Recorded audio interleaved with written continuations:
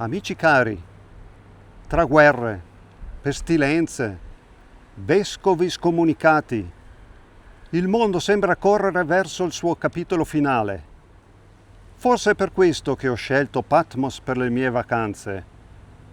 La Gerusalemme dell'Egeo, il luogo sacro dove San Giovanni ebbe la visione dell'Apocalisse. Seguitemi, scopriamo insieme le meraviglie di quest'isola.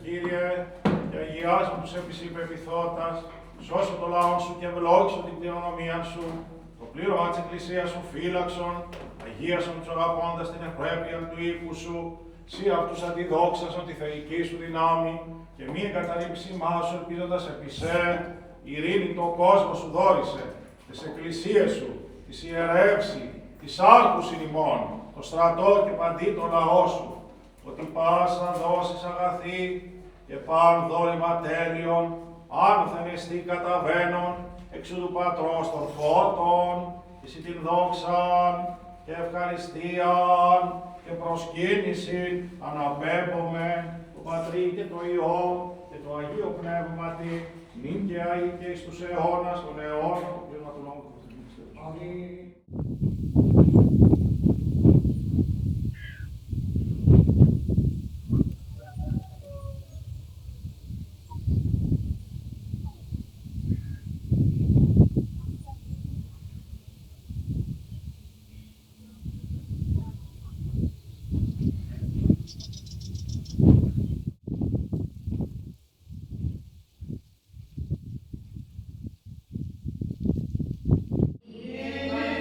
Yeah.